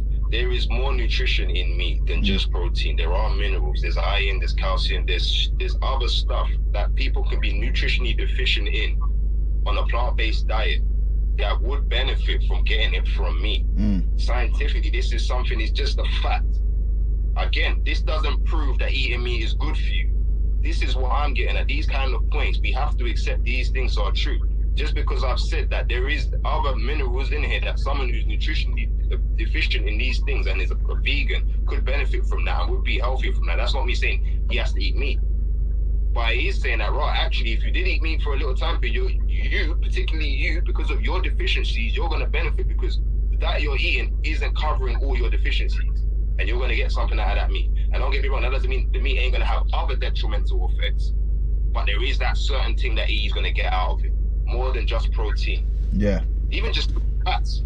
Yeah. Animal fats are very fucking useful for a human. Yes, yeah. It's different types of fats. Yeah, so the different types of fats, there's a category within carbohydrates, protein, lipids, what else is there? And etc. basically. And it's like, so there's categories within the sources that we are speaking on, and like you said about the haplogroups and the blood types, that is very fundamental when it comes to dietary, and it's underappreciated, because not even just touching on the blood types and the haplogroups and the genetics, we still need to cater, like I keep on saying, I'm always saying this, to the microbiome. Our diversity within the microbiome is so diverse that we do need to look at the microbiome within different race groups, ethnic groups. I'm talking about Caucasians, the Asiatics, and the Africans. This is where it's going to be a little bit problematic when you're introducing certain dietary. So even if one person might cater more to the meat source, when we look at the ovation of the genetic blood, the genetic diversity, we know that certain groups will cater more. So this is where I'm going, and this all contributes to the fact of the archaic humans that we're genetically are mixed with. Neanderthal plays a very big role within our immune system, our dietary, and even up to the genetics of our adaptation to the cold weather. I'm talking about the Caucasoid. They have a gene called TRPM8, which caters to the weather. That's a gene that they have a high abundance of, that the Africans doesn't have. Yeah, it's the transcend receptor potential cation channel. Yeah, M8. Yeah, that's a genetic code that the Caucasian has high off. Yeah, I'm gonna list one. That's just one. So when we look at even so what I'm trying to say, so let me go into another one. Diversity within our microbiome is more high within the African small and large intestines than any other race. Yeah, then we look at the acidity level within our stomach acid. The hydrochloric acid is different. Yeah, our hydrochloric acid is a little bit more higher, than other races. Yeah, there's a source. Yeah. When you say high, what do you mean? It's more stronger. It's more strong. I thought it was up. Yeah, that's what I thought. That's what I thought. Yeah, but I'm gonna show. I've still got a presentation to break down that. Just listen to that point. You know where that source verified that from? Like, what was their test group? The test group is just understanding how. I'm not too sure. Like I said, if you want to go to the source, I have to have a presentation for that. Yeah. Even I'm surprised, man. Yeah, that's surprising. Yeah, that's surprising to me as well, brother. Yeah. Because the logic would dictate that if we are less meat eaters, then we would have less acidic digestive acids. Yeah, that's the logic. All right, let me put a disclaimer on that, but that's the logic, yeah. So let me go in more. Now we're talking about what else did I say? I said okay, we're talking about the epithelial cells now, yeah. Epithelial cells is the cells that are dealing with our respiratory tracts, yeah, within our salivas and everywhere, yeah. With our epithelial cells that deals with most of our respiratory systems. The other races have more what you called ACE2 receptors and transmembrane protease serine 2 receptors than the African. So that means that they're more prone and likely to catch RNA viruses than the rest of the groups. That's why when it comes to the COVID-19, it hit more of the European countries than the African continent people, because we have less receptors. So now we're dealing with a group of people having a different structural mechanics in the genetic makeup than other races, yeah.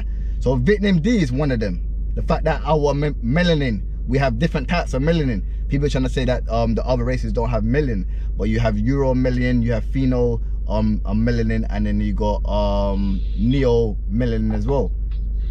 So all that has to contribute to the dietary that we need to be able to sit fit with different groups of people, you know.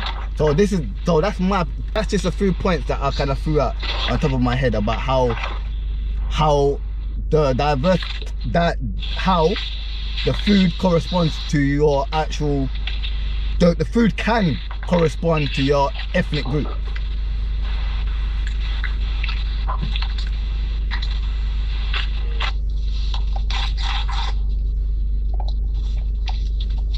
He jumped back off. What do you think about that, Matchfit? Yeah, I mean, it's all very general. I've heard stuff before, so. So which one did he hear before? I've heard that in principle everyone had the different races. The what? The principle of it, but diets. The principle of it. Certain diets. I'm more prone to certain diets, yeah, but I feel like it's too general. And like I say, that one that that study you just quoted there, I would imagine the gut bio from black people in South America is different to the gut bio from black people in Africa, is different to the gut bio. Speak up loud, I can't hear you, bro. I'm saying the gut biome is going to be varied even within a race. So to keep it as simple as black people's gut biome is like this, I would just say it's very unlikely. You know, they say the way we get our gut biome, like we basically virgin in our mum's womb, and then we get it from our mum. So it just depends on our parents. That's where it first begins. You get what I'm saying? So obviously there's going to be a genetic predisposition to some degree to some other than others. Obviously there's going to be a predisposition to some other than others, but yeah, it's just varied. I think it's too general what's described there. Even me, if the science on gut biome, me, and say I had a twin brother living in the same house, we can have a radically different gut biome. You can have a radically different gut biome. Gut biome. Yeah. Where is that? I was listening to this on a podcast about 2 days ago. This is a scientist that studies this stuff, and there's many different ways that this stuff can end up varying. Is what I'm getting. Yeah, but you're talking about a small scale now. See, look, what I said to you. No, wait. Let me make that point, because the reason why I come up with what I just said and what I broke down. You're trying to say I said, well, you're saying that it's kind of generalized. I stated the point and I went into the genetics of how this dietary can correspond with different group of people. I didn't just mention the microbiome. I went on more, yeah.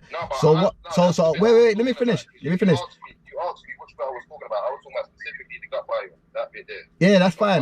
No, that's fine. But what I'm saying is, I hate when I get thingy. I kind of lost the point. I forgot my point now. Because that was the specific point you made, that, you know, we have a bigger gut biome, and I was just saying that is... I made about 4 points on that match. I made 4 points. Yeah, I know, the other ones. I heard you made a point about... I mentioned the epiphenol cells. I mentioned the Neanderthal... The Neanderthal genetic. I mentioned... And I can carry on going on. So what I'm saying is, with the statement that I'm standing on, I have 4 points that's on top of my head that I can bring up, and there's many more that shows, yeah, how the dietary can play on our ethnic background. So when I mention, when you mention about you and your twin brother having different microbiome, that can be true, yeah. But when I'm making my statement, I'm talking about the overall status of how they kind of different ethnic groups. So we're not talking about one people. We're talking about a kind of a multitude of study. You see what I'm saying? So that's the difference between what you're saying and what I'm saying. You'll just keep on mentioning these 1-2 points of how a brother or a sister or family, and I'm talking about the overall now. We're talking about statistics. They different from different groups from at least them 4 points. That's what make us different. I mentioned the melanin that makes us different. I mentioned the gene that deals with the reason why they can adapt to the cold. That's genetic factors. I even mentioned the epiphenol genes. And then I went into the microbiome. And all of those contributes. And what did you mention about the epiphenol gene? Huh? What did you mention about that? The epiphenol genes. The epiphenol genes, yeah, that deals with the respiratory systems in our body, yeah, we have less receptors. I said, as Africans, we have less receptors. I mentioned the genes, the ACE2 gene and the TMPR are serine 2. So that means that, so that means that we are less susceptible to foreign invaders. As I mentioned, the RNA virus, yeah? I said that's due to the Neanderthal archaic humanoid. That's you see what I'm saying? So that I just fold about 4 points to... I'm with you. You get it? So I just want you to consider. I just want you to consider my points. Consider my points. No, I did. So what we was talking about diet, the 4 things you mentioned, only one of them pertains to diet. All of them does. That's why I was talking. So speak on the code. The 4 points you just mentioned, only one of them pertain to diet. All 4 of them don't. One of them is about the temperature sensitivity. One of them is the sensitivity to viral contraction. One of them was about sensitivity to vitamin D. One of them was about gut biome, which is directly linked to what we predispose ourselves to eat and what's better for us to eat. So that's why I was talking about that. The ipopheno is dietary. Don't eat them, son. I was gonna say, so basically, lads, yeah, I think again, like this is where we do have to have. I think, what, like you're saying, we this is all about we're building right now, isn't it? Yeah. And when building, we don't always get it right. So I feel like the fact that we didn't say that we're gonna stick on a particular subject matter, it has actually allowed us to flow freely. Like, do you know what I'm saying? Which is a pro, and then the cons are sometimes we fall into semantics like right now because you're both not wrong. In fact, you're both correct. So like I think personally, like when Eazi speaks of these things, it's like it's similar to saying, you know, diabetes and sickle cell is predominantly in particular ethnic groups. We can't really deny that. That doesn't mean that if you're outside of these groups, you can't come into these type of diseases. He's just, if I'm correct, if not, please correct me, Eazi. But Eazi's just saying basically that these particular attributes, generally speaking, we fall into these particular categories, you know. However, like you're saying, is similar to what I was saying, whereas like I can't necessarily donate an organ to my brother or my mother based on our blood types or our genetic dispositions. Now, that's how we look at things from a holistic perspective by taking both of these points of view into consideration. We have more of a holistic understanding. I don't think one is more right or one is more wrong. I think it's a process of overstanding by ironing through all of these topics. You know what I'm trying to say? But in future, just to keep it short and sweet, in future, I think we definitely do need to say, lads, that we are not going to deviate from this particular subject matter. And these are the tools that can be used. Like, you know, we need a preliminary hearing, I think, because it is a very serious topic. And I can hear the passion from all of us, you know, because we're passionate about people. We're passionate about the upliftment of society. And that's something that it speaks volumes, you know what I'm trying to say, in our study and in our expression. However, I think just us being human, we're not infallible, and I think that the structure of the conversation has allowed us to be more free-flowing than maybe like a classic strict debate or something, which we're not doing. We're not debating, we're building. But yeah, I'm saying that to say I appreciate you both for what you're saying. Yeah, Maxfit, put that on mute when you're doing your thing and you're not talking, because the background is a little bit mad. But let me lay another point, because obviously I went through 4 points. Another point just to just take in consideration is the LCT gene that has mutated over from the 7,000 years in Europe. So we're talking about another gene that caters directly into your dietary, because the LCT gene deals with the fact that Africans are lactose intolerant and lactase intolerant, and the Europeans are not. You know, they produce more lactase enzymes to digest the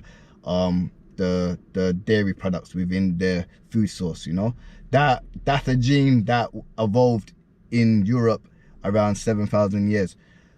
Fact checks the information, because I got sources for that. That's just another source that I kind of. That's true. Yeah, that's. Yeah, they're like 70% or 80% lactose tolerant, and we're like the other way around. Yeah, because we can't produce. Yeah, because the sub-Saharan African doesn't produce lactase. You know, so the majority. Some do. But yeah, exactly. So that's really my point. Well, I think we knew that, but I think we need to be a little bit more. So now when we deal with dairy products, for example, or maybe not even this dairy, even meat sources as well. The like I was saying about the bioavailability of certain amino acids, found in Can meat. I say one thing? Go on. Can I say one thing? Can you see how that's different from the point you was making earlier about the adaptations they got via the Neanderthal genes? What's that? That one's different. That didn't come because of Neanderthal genealogy. That just probably come because that's what they was eating more. Most of the genes didn't come from Neanderthal. I'll probably mention 1 or 2 genes that came from Neanderthal. Like you was talking about the pale skin, but I just wanted to point out that one there is an adaptation that both sets can create of their own line. What's that? The Sub-Saharan African created that mutation adaptation itself. What? The Sub-Saharan African created what? That mutation. What mutation? The one, the lactase. No, Some of them do. Some of them do, yes. It's only 7%. It's only 70% of Africans don't. I think it's more than that. I think it's more than that. Max 80. It's still 20. There are tribes of people now that have been living with cows in Africa for thousands of years. Yeah, they produce lactase. Yeah, at small amounts. Small amounts. So the point stands. It doesn't stand. They've been living with it for thousands of years. Like that's one of their base foods. So the point is to make is that adaptation is something that can be made in both groups because we clearly did it too. Do you get what I mean? We did it too. Sorry, my brother. Hey, can you speak up, please? I can just take you in. I'm on this thing. This is like I'm talking loud. I'm actually talking loud. I don't know if I don't look. I've got this thing. You know what I mean? Talking loud. Yeah, I think with the Neanderthal. I'm not gonna lie. That is making it come out quieter. Yeah, I don't know why. Yeah. So we got some. So we definitely got some factors with the Neanderthal genes. I was a little bit catering to like 1 or 2 of the points that I made, but Neanderthal genes and genetics is a little bit more, and I can expound more on what I did on the points that I spoke about. You know, so it's a little bit.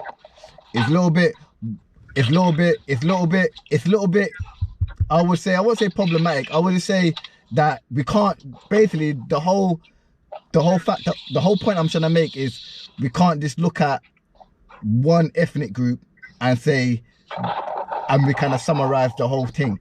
I kind of cater more to our ethnic background, to our dietary, you know, even when it could mean that someone could accept more of a different dietary more than the other, you know. We're always gonna get that, you know. I think if we argue that point, then we won't get nowhere, you know. And I do believe with the meat source, you have factors that definitely corresponds with the detrimental within the body, and we can't disguise that. We can't hide that fact. You know what I mean? So what do you think? I'm Sman for that. Sman. Sman. You on mute or something? Yeah, but mute don't stop him from hearing. Yo, Sman. Yeah. 1 minute. Yeah, match fit. What do you think, go on? Or what I just said? I've heard people say this one a lot of times. Now, obviously, there's variations in the races, but I think it's like we oversimplify again, and it's a bit pseudo when we quite simply say, like, there's a dietary that's for them and there's a dietary that's for us. Like, don't get me wrong, because my view is humans, furthermore, primates. I say primates are plant-based animals. Yeah, this is my view. Mm-hmm. This is what I think. Mm-hmm. But if you study chimps, you will see that chimps eat meat from time to time. They're plant-based. They don't actually need to eat meat. They don't need it at all, right? They do it. They almost hunt for fun sometimes, and there's bonobo chimps who don't eat no meat. They're wholly plant-based. Those are the ones, they're not violent. All they do is fuck and play. They don't no violence. That's bonobo chimps. It's the same. They're genetically the same as normal chimps, but normal chimps do eat meat. Now they are bigger, stronger. Both of them are gonna survive. You get me? Provided humans don't fuck up their environment. It's not one healthier than the other. Do you understand what I'm saying? Like, because they don't eat meat every day. Because again, primates are naturally plant-based. But we have adapted. We have got an adaptation to benefit from meat, just like the chimps do. From time to time, they eat meat. Gorillas are plant-based, but they also eat insects. They eat grubs. You know what I mean? And I think from time to time they might eat some small animals, but they definitely eat grubs and insects. Yeah, but how can you stand on that statement about animals can benefit from? How can you stand on that statement? Has there been studies? I know most of the studies that have done. Yes. What that? Stand on the statement. Wait, one second. Meat. No, I'm not talking about. You're trying to say that they are good with eating meat. My point is with meat source, because we can all benefit from some part of meat source, and I made that clear from the beginning. But what I'm saying, the scientific fact of what these proteins and do to the normal genome, the cells that we're talking in our body, you cannot hide that fact. So unless they've done a test on their genome and how their cells adapt to certain nutrients in the way that it's provided by the meat source, then you can create these arguments. We know that most of the testing that's done on human or that is done is mainly placed upon animals. Yeah, maybe it ain't really too many studies on primate, but most of them are used on animal sources, and this is how they kind of like come with a theory or a Cuz, alright, cuz, 1 second though. You started with a question, right? Did I? What did I say? Yeah, well, how can you stand on that? No, that's not a question. That's not a question for you to answer. That wasn't a question for you to answer.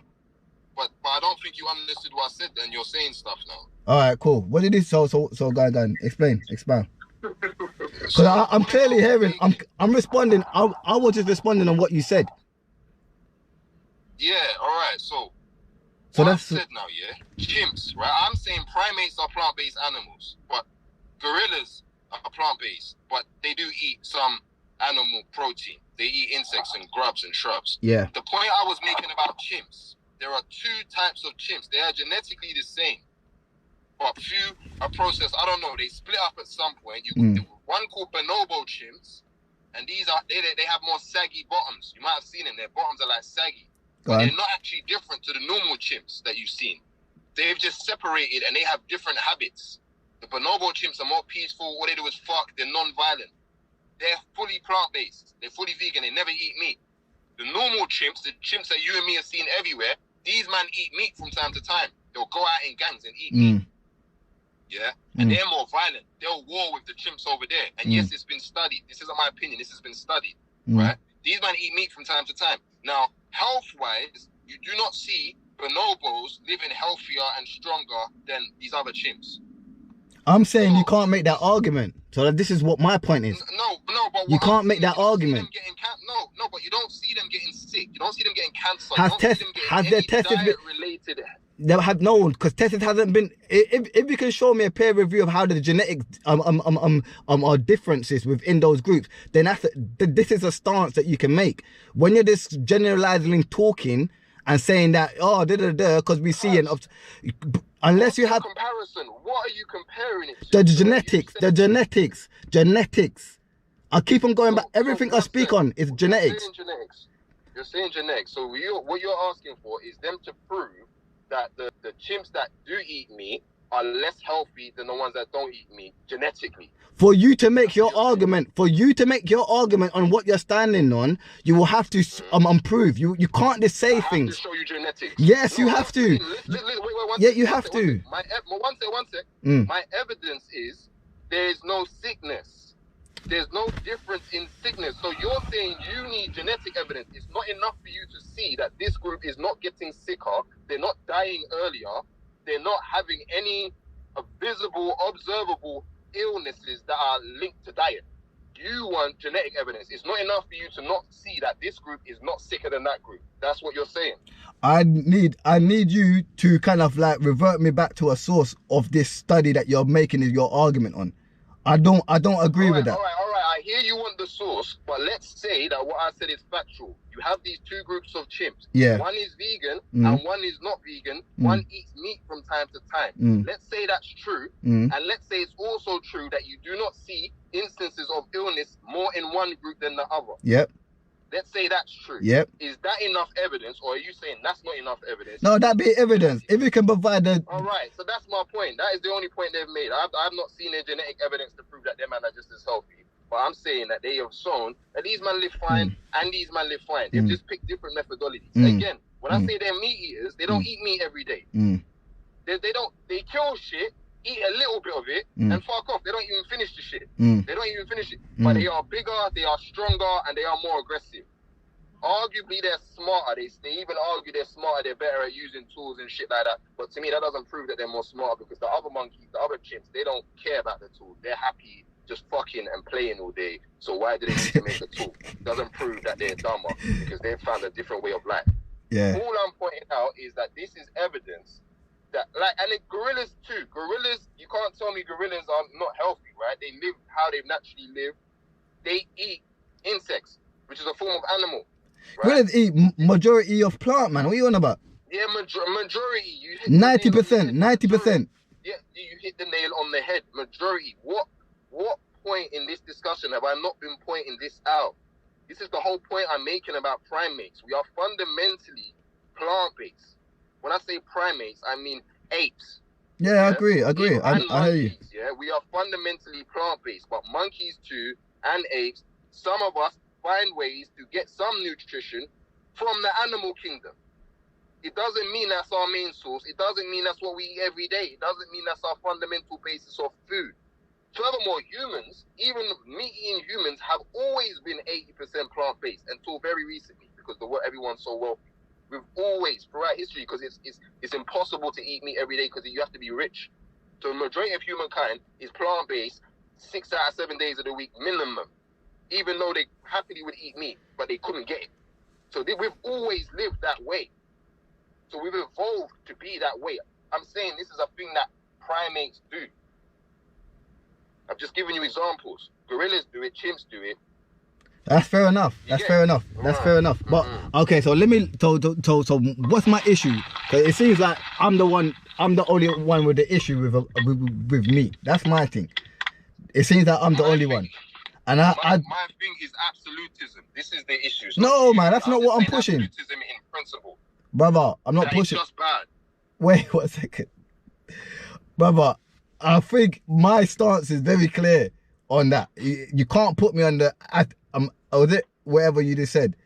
Absolutism. It's just bad. No, you can't put me on that though. You can't put me on that. Okay. You can't put me on that. Yo, Mr. Man's gunning for you, Eazi, man. He's been gunning for me, bro. He's been gunning. Hey, that's my brother. Yeah. Yeah. Me and Max Fit go in. So No, but I love the passion though. I ain't gonna lie. I can't even see you though. I can't see you though still. To me? Yeah. You crashed and you need to come back in. Spinning. You've been spinning. Yeah, you've been spinning for longest, bro.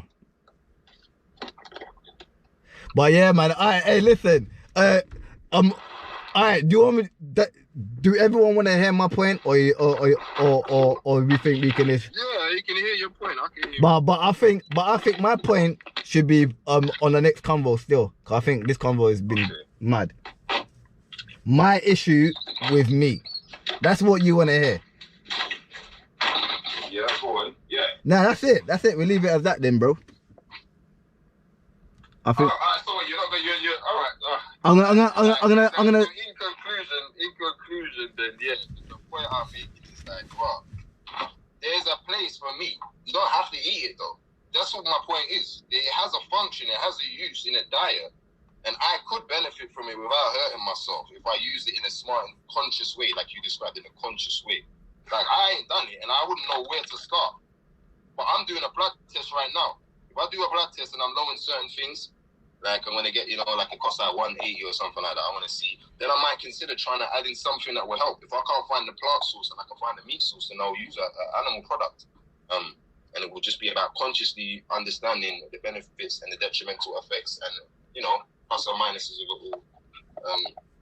And yeah, I'm just saying that's what we're designed to do. So to have an absolutist kind of mindset about it, I think in anything, because it's not yin or yang.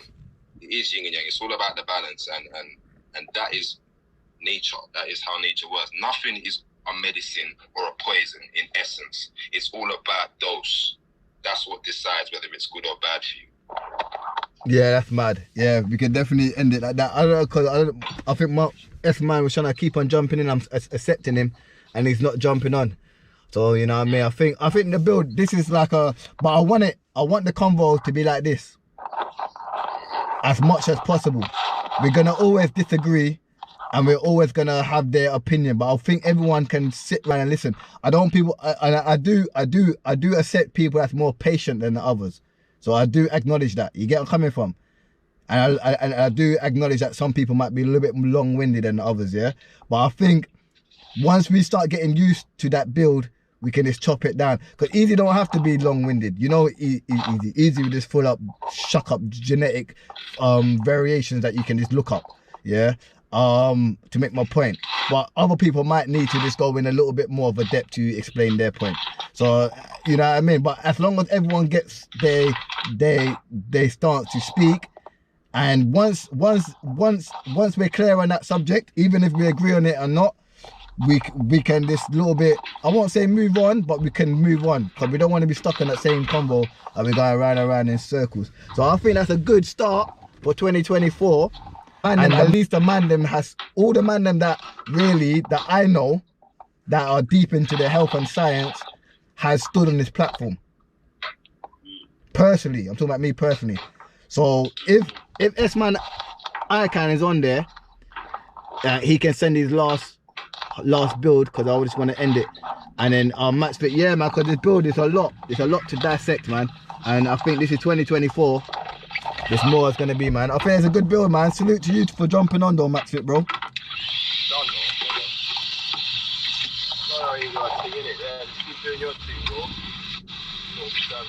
Yeah, man. And hopefully the training we come and we buck up and we build anyway when we go, you know what I mean?